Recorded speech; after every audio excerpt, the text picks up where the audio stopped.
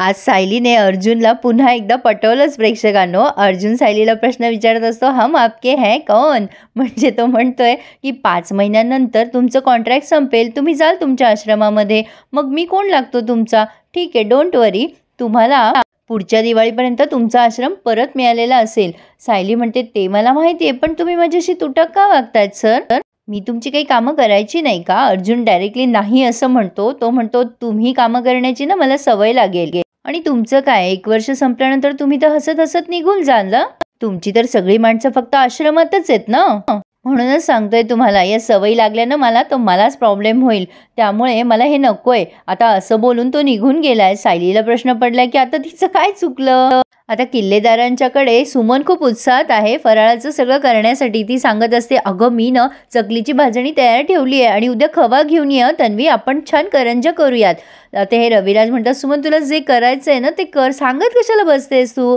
सुमन म्हणते, असं कसं म्हणताय भाऊजी, घरात सगळ्यांच्या आवडीचा पदार्थ व्हायलाच हवा ना। म्हणजे हे बघा, ह्यांच्या आवडीचा फराळ खाऱ्या शंकरपाळे करणारे, राकेशला आवडतात म्हणून अनारसे पण, आणि तुमच्यासाठी पेढ्याच्या करंजा, आणि तन्वी तुला काय ग आवडतं? प्रिया बोलता बोलता थांबते। मला आता ही म्हणते, अगं बाई मी काय तुला विचारतीये, मला लक्षात आहे ना तन्वी तुला म्हैसूर पाक आवडतो ना। अगं लहानपणी नाही का अर्जुन आणि तन्वीची ना म्हैसूर पाक खायची शर्यतच लागायची। मग सुमन बोलायची थांबते अचानक आणि सिरियस होऊन म्हणते, भाऊजी दरवर्षीप्रमाणे यावर्षी पण सुभेदारांच्या घरी आपलं फराळाचं जायला हवं ना। म्हणजे प्रतिमा वहिनीनेच ही प्रथा सुरू केली होती, म्हणजे त्या दरवर्षी पूर्णाईला फराळ नेऊनच द्यायच्या ना, आणि अगदी गेल्या वर्षीपर्यंत तुम्ही पण देतच होतात ना।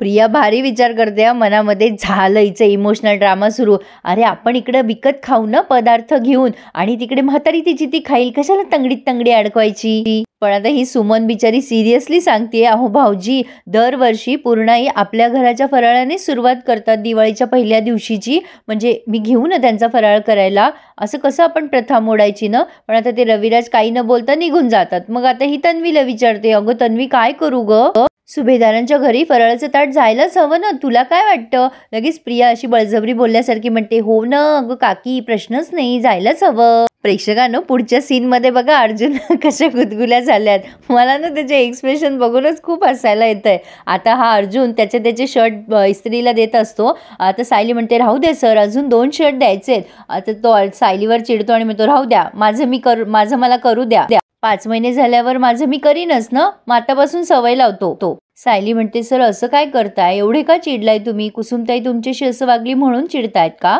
अहो पण तुम्हाला माहितीये ना तिचा स्वभाव, मनात काही आलं ना की ती तिथे तिथे बोलून टाकते, काही विचारच करत नाही समोरच्या माणसाचा। बरं सॉरी, तिच्या वतीने मी तुमची माफी मागते। अर्जुन मनात विचार करत असतो, यांना कळतच नाहीये मी का अपसेट झालोय, आता सांगू तरी कसं यांना?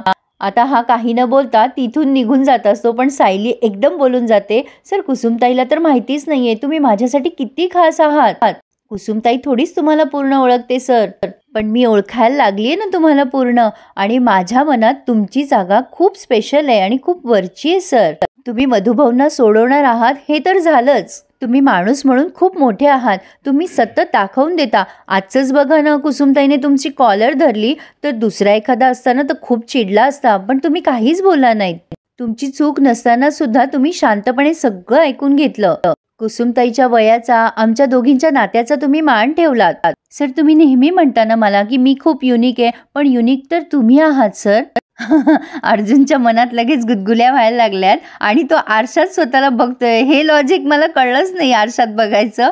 असो, पण आता ही सायली पुढे म्हणते, सर 5 महिने झाल्यानंतर जे होईल ते होईल, पण अर्जुन सुभेदार हे नाव जे आहे ना ते माझ्या मेंदूवर कायम कोरलेलं राहील, म्हणजे माझ्या मेंदूवर आणि माझ्या मनावर कायम कोरलेलं राहील असं ती म्हणतीये। आणि हा आरशात पाहून हसतोय। सायली म्हणते, हे कोणीच बदलू शकत नाही सर, म्हणून सांगते, माझ्याशी असं तुटक नका बरं वागत जाऊ सर, तुमच्या अशा वागण्याचा ना मला खूप त्रास होतो। आणि अर्जुन आता डोळे बंद करून घेतोय, मे बी त्याला असं वाटत असेल सायलीने बोलतच राहावं। असो, पण आता सायली म्हणते, आणा बरं शर्ट, तो मी देते। शर्ट घेताना तिचा हाताला हात लागतो अर्जुनच्या, आणि तो असं त्याच्या हाताकडे बघतोय आणि पुन्हा आरशात बघून स्वतःकडेच बघून हसतोय। आणि सायलीचे वाक्य त्याच्या मेंदूमध्ये कोरले गेलेत असं म्हणायला हरकत नाहीये। तो असं तिचे वाक्य आठवून आठवून मनाशीच हसतोय। त्याला होत आहेत गुदगुल्या. पण आता प्रियाची पंचायत झाली आहे बरं प्रेक्षकांनो. ती कशी आज भारीच दाखवलाय त्यांनी. सुमन तिच्याकडे येते. आता ही मस्त हिऱ्याचे हारवीर घ्यायचा विचार करत असते पेपरमधल्या ॲड बघून. सुमन म्हणते, अगं प्रिया अभ्यास नाही, सॉरी तन्वी अभ्यास नाही ना करत आहेस, तुझ्याशी बोलायचं होतं ग जरा. तन्वी म्हणते, बोल ना.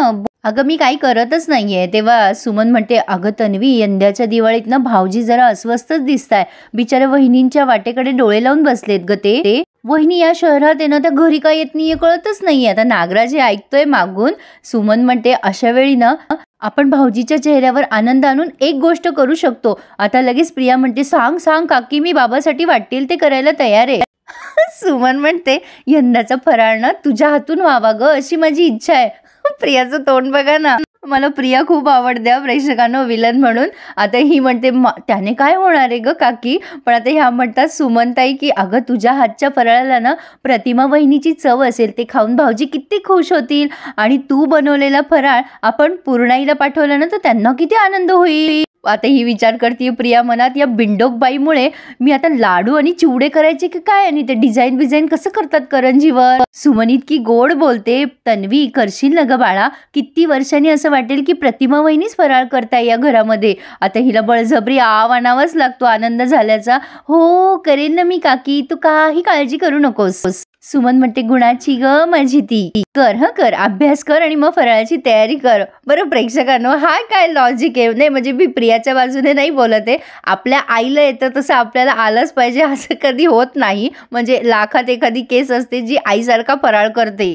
सोपण आपण मालिका बघतो, एन्जॉय करूया. आता हा नागराज अजून तिला चिडवतो आणि म्हणतो, काय मग मिस तन्वी, नागराज प्रतिमा किल्लेदार.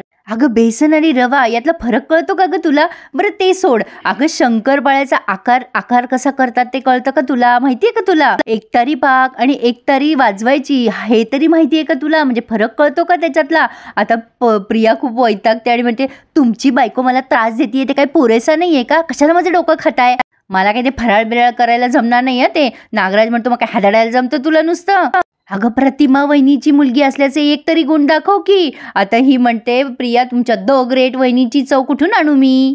जरा काही झालं ना किती प्रतिमा कंटाळा आलाय मला. तुम्हाला इतकंच वाटत असेल ना तर शोधा तुमच्या वहिनीला आणि लावा फराळ करायला. नागराज म्हणतो, अगं ते होऊ नये म्हणूनच ते हे सगळं चाललंय ना. दादाला असं इमोशनल करून अशा वेगवेगळ्या गोष्टीमध्ये अडकवायचंय आपल्याला. हा प्लॅन आहे ना आपला. ते ऑनलाईन रेसिपी बघ, मग तुझ्या खोट्या बापाला आणि खोट्या आजीला तुझ्या हातची फराळाची रेसिपी खाऊ घाल. आता लगेच ही प्रिया म्हणते, फराळ करणं काय सोपं असतं का, लावला कुकर, झाल्या शिट्ट्या की आणला फराळ. आता नागराज म्हणतो, ते काही मला माहिती नाहीये, तुला करावंच लागणार आहे. तुला तन्वी म्हणून इथे पेरलंय तर त्याचा काहीतरी उपयोग होऊ दे ना आम्हाला. चल बघ ते चिरोट्याची शंकरपाळ्याची रेसिपी शोध त्या मोबाईलवरती. प्रिया नागराज गेल्यावर विचार करते, तो चिरोट्याचा ची पहिला का दुसरा ते पण मला माहिती नाही, म्हणे चिरोटे कर. माझं तर म्हणणं आहे, फराळातलं कसं असतं हेही बिचारीला माहीत नसेल. आणि हे सगळे हिच्या हातचा फराळ खाणार आहे, मला तर यांचीच दया येते. आता इकडे अर्जुन मस्त मूडमध्ये, तो चैतन्याला म्हणतोय, काय भारी वेदर आहे ना आज. अरे लॉंग ड्राईव्हसाठी परफेक्ट वेदर आहे नाही. पण चैतन्य भारी उत्तर देतोय त्याला, ए बाबा मी काही तुझी बायको किंवा गर्लफ्रेंड नाही आहे, तुझ्या या मस्त मूडचा मला काय उपयोग आहे, वेदर कसंही असलं तरी.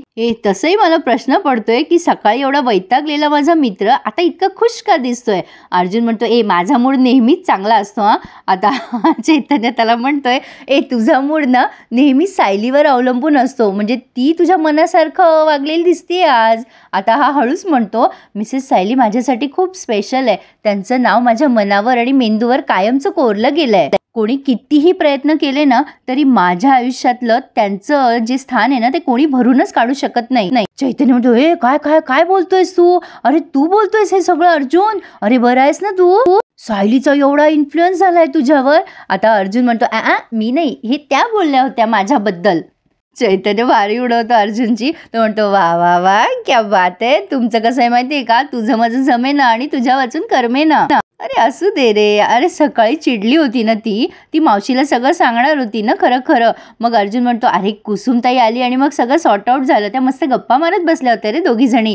आता चैतन्य म्हणतो, काय बोलतोयस, पण काय रे अर्जुन, तू पाडव्याचं काय गिफ्ट देणार आहेस सायलीला. आता हा म्हणतो, गिफ्ट, अरे मला काही कळत नाही, मम्मा घेईल ना बघून ते.